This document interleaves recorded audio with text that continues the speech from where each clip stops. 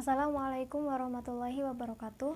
Kami dari kelompok 5 yang akan membahas isi makalah kami dengan tema hakikat belajar. Di sini saya akan menjelaskan poin pertama, yaitu mengenai pengertian belajar. Jadi belajar itu merupakan proses yang dilakukan oleh manusia untuk mencapai berbagai macam kompetensi, keterampilan, dan sikap. Belajar juga merupakan suatu aktivitas yang dilakukan oleh manusia secara terus-menerus selama manusia itu masih hidup. Tetapi dalam proses belajar itu ada tahapan-tahapan tersendiri yang dicapai oleh manusia. Misalnya pada waktu bayi, ketika bayi itu lahir, pasti bayi itu belum mengetahui tentang apapun.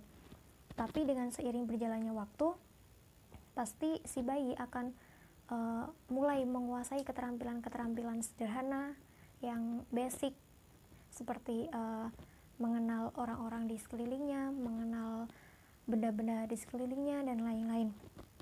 Kemudian menginjak masa anak-anak dan remaja, manusia pasti mulai mampu berinteraksi sosial dengan orang lain, yaitu dicapai sebagai kompetensi.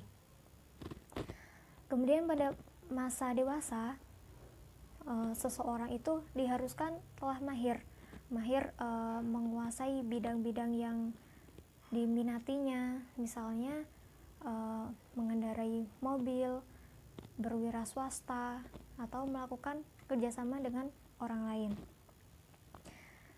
Dalam KBBI, belajar itu diartikan sebagai berusaha untuk mendapatkan kepandaian atau ilmu.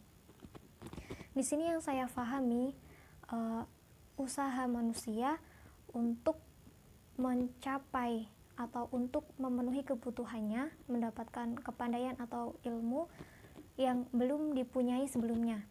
Maksudnya, misal manusia itu sebelumnya belum mengerti, belum tahu apa sih psikologi itu, untuk apa sih psikologi itu, dan dari situlah pasti manusia akan mempunyai keingintahuan yang tinggi, sehingga manusia pasti akan belajar, dan dari belajar itulah yang disebut usaha untuk mendapatkan kepandaian dan ilmu pengetahuan. Baiklah, di sini saya akan coba untuk melanjutkan dari pemakaran pertama tadi. Saya akan membahas tentang ciri belajar. Hakikat dari belajar yaitu perubahan suatu perilaku.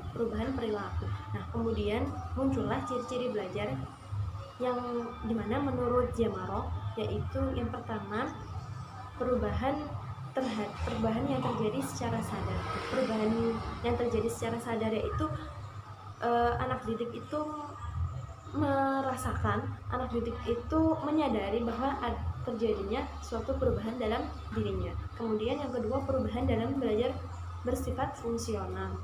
Sebagai hasil belajar, perubahan yang terjadi dalam diri individu berlangsung terus-menerus dan tidak statis. Suatu perubahan yang terjadi akan menyebabkan perubahan berikutnya dan akan berguna bagi kehidupan dan proses belajar berikutnya.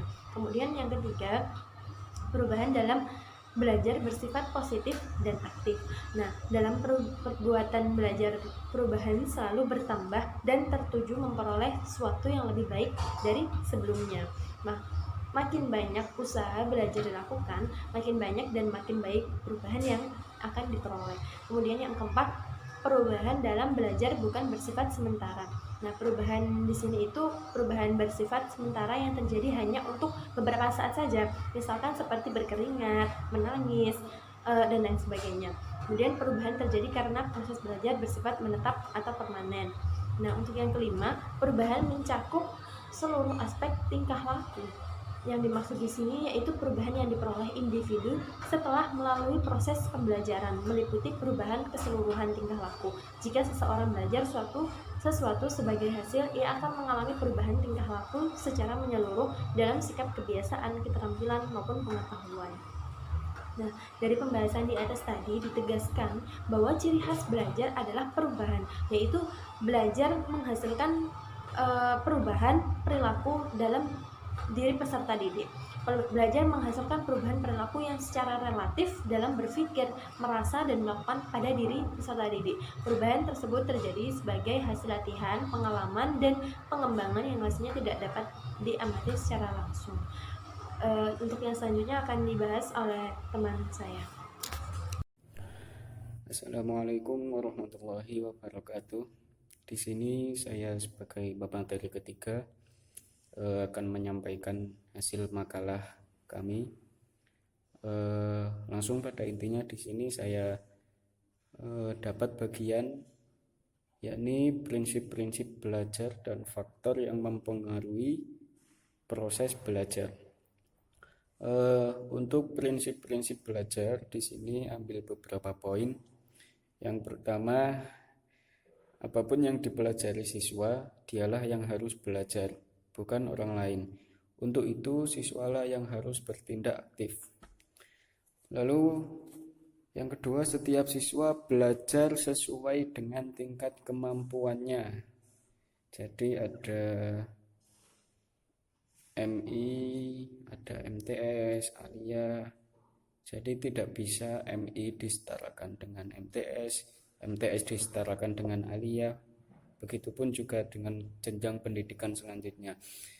Yang ketiga, siswa akan dapat belajar dengan baik bila mendapat penguatan langsung pada setiap langkah yang dilakukan selama proses belajar.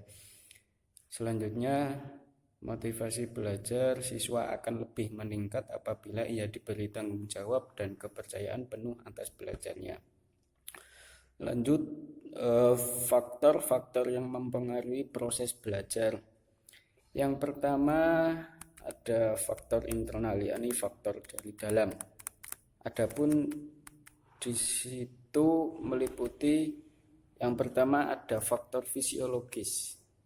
Apa itu fisiologis? Yakni faktor yang berhubungan dengan kondisi fisik individu. Faktor ini ada dua macam, yakni keadaan jasmani dan keadaan fungsi fisiologis. Lalu yang kedua ada faktor psikologis. Keadaan ini yang dapat mempengaruhi proses belajar.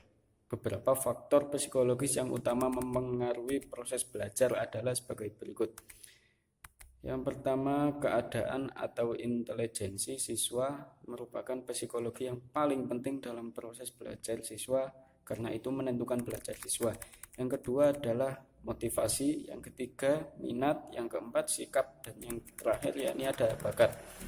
Lalu selanjutnya faktor eksternal kedua yakni lingkungan sosial dan lingkungan non sosial. Adapun yang lingkungan sosial itu ada sekolah seperti guru, administrasi, dan teman-teman sekelas.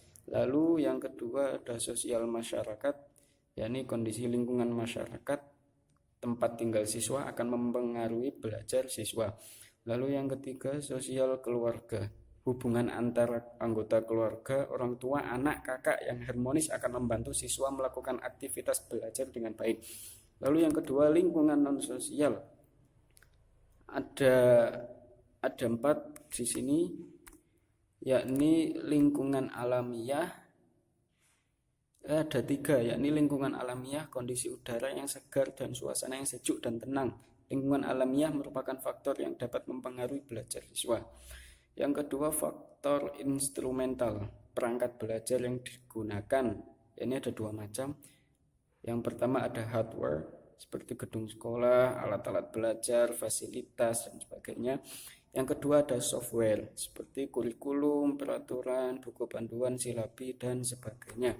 Lalu yang terakhir ada faktor materi pelajaran, yakni faktor yang hendak disesuaikan dengan usia perkembangan siswa dengan metode mengajar guru disesuaikan dengan kondisi siswa.